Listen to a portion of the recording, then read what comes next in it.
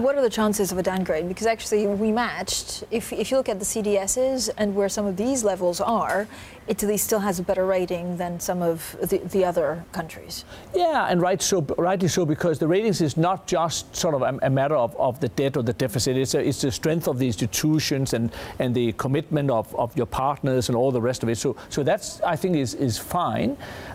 Purely on economic data, I would argue that the ratings actually are too harsh on Italy, because after the big financial crisis, where all the rating agencies completely killed the peripheral, at the extreme, Portugal got 11 downgrades within 18 months, right? I mean, completely out of order, in my opinion.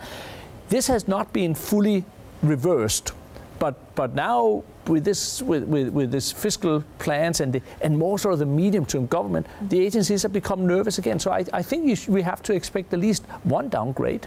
But Erik, our investors, again, and if you look at the spread between bonds or even Spanish yields, it's been widening. Are they worried about this budget, or is it the rhetoric? Even yesterday we heard Salvini say, it's the fault of Juncker, it's the fault of Brussels that Italians are doing badly. Is it rhetoric that is maybe meant for a domestic audience that is freaking out the markets? Yeah, possibly, but it cannot be that Salvini and other politicians in Italy or anywhere else can believe that they can have two audiences. I mean, this is today's world. You can't separate your. So I think it's unfortunate that you sort of create this European enemy, or as he used. I mean, I struggle to understand why he would do this. But at the same time, when you look at the spreads and you look at the CDS prices now, and you look across, it doesn't make sense to me that on the one hand you say this very isolated Italy, and it's not just the budget, we are worrying about the medium term.